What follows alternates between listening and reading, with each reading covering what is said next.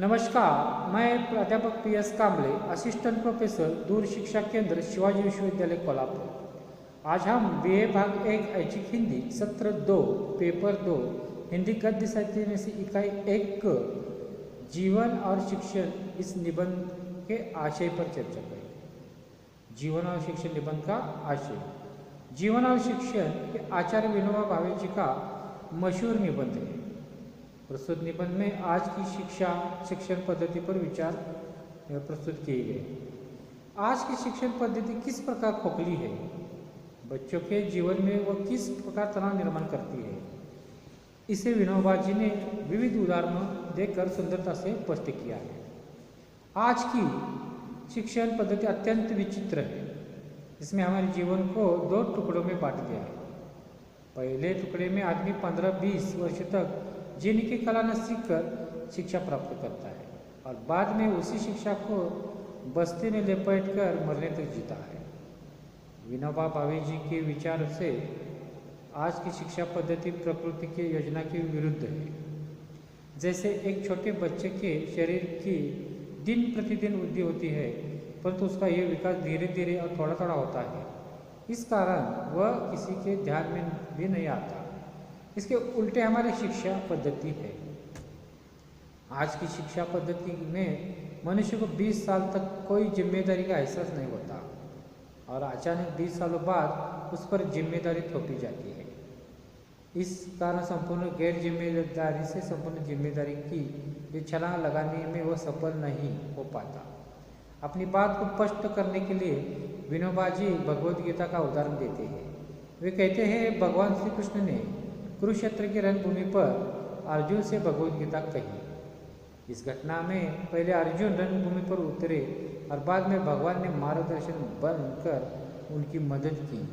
इससे ये बात स्पष्ट होती है कि हम अपने छात्रों के जीवन की कला सिखाते ही नहीं और उसे जीवन की रणभूमि में ढकेल देते हैं। इस कारण हम उसके मौत की ही तैयारी कर रहे हैं। यानी कि शिक्षण पद्धति से हम बच्चे की मौत की तैयारी करते हैं। आज का युवक 20 साल तक अध्ययन में मग्न होता है। इसमें से कुछ युवक छत्रपति शिवाजी महाराज, वाल्मीकि और न्यूटन बनने के सपने देखते हैं, पर जब सच्चे रूप में उसका जीवन में सामना होता है तो उसे अपने पेट भरने के लिए वन वन घूमना पड़ता है। उसकी सारी कल्पनाएं व्यर्थ साबित होती है क्योंकि जीवन की जिम्मेदारी का उसने 20 सालों में कोई अनुभव ही नहीं किया है। विनोबा जी कहते हैं कि आज का युवक बिना किसी सोच को लेकर पढ़ रहा है। जब हम किसी मैट्रिक के छात्र से पूछते हैं कि तुम आगे जाकर क्या करने वाले हो, तो कहता है आगे कॉलेज में जाऊंगा, लेकिन उसके बाद क्या करोगे ऐसा प्रश्न पूछने पर कहता है कि अभी सोचा नहीं। इसका मतलब यह है कि हम बच्चों को उसकी पढ़ाई का कोई लक्ष्य नहीं दे रहे।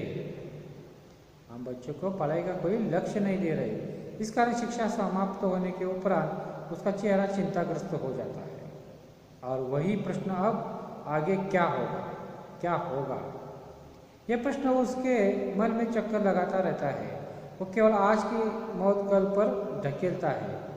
जीवन में उसे क्या करना है इस बात का पता ही नहीं है।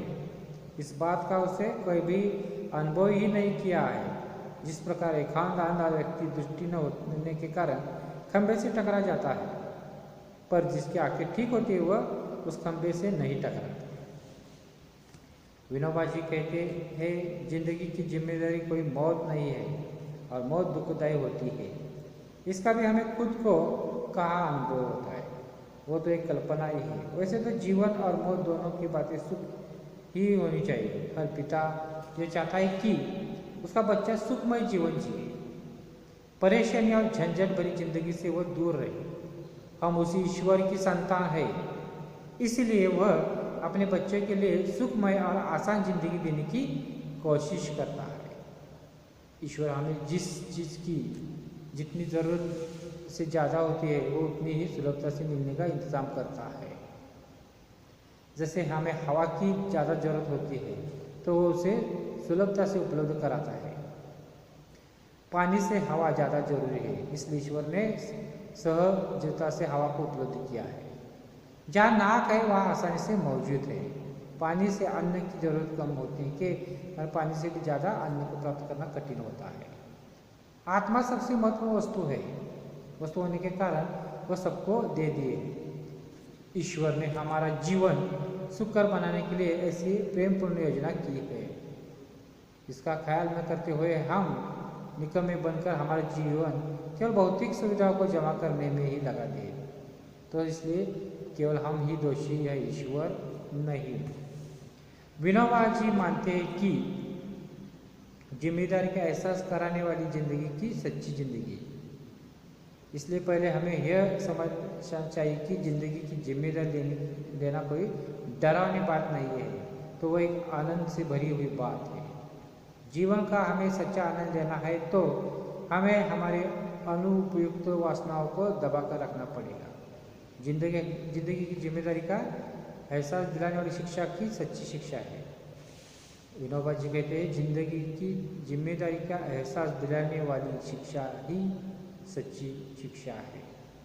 जिंदगी की जिम्मेदारी को सिखाने वाली शिक्षा से बच्चों का जीवन कुम्हालता है, ऐसा बहुत सारे शिक्षक छात्र सोचते हैं। तो यह उनकी जीवन के विषय में दुष्ट कल्पना ही है। ऐसी शिक्षा के हाथ में सुंदर जिंदगी सपना यानी बंदर के हाथ में मोतियों की माला सपने जैसा ही है, क्योंकि उस मोतियों की माला की कीमत वो बंदर कभी भी नहीं जान पाएगा। अगर हुआ तो मानव मनुष्य से वह पहले बंदर था। इस डार्विन के सिद्धांत को सिद्ध किया है, ऐसा ही होगा। जीवन अगर भयानक वस्तु है तो बच्चों को उसमें दाखिल न करो और खुद भी मत जियो, मगर वह आपको आनंददायी वस्तु लगे तो उसमें उसे जरूर दाखिल करो। ऐसा आह्वान विनोबा जी सभी अभिभावकों को करते हैं। भगवान कृष्ण ने अर्जुन को जो शिक्षा दी वैसी शिक्षा आज के बच्चों को दी जा सकती है, ऐसा विनोबा जी कहते हैं। विनोबा जी भगवद गीता में अर्जुन को भगवान श्री कृष्ण द्वारा दी गई शिक्षा का समर्थन करते हुए लिखते हैं कि कर्तव्य करते हुए शिक्षा दी जाए तो वह ज़्यादा लाभदायक साबित होती है।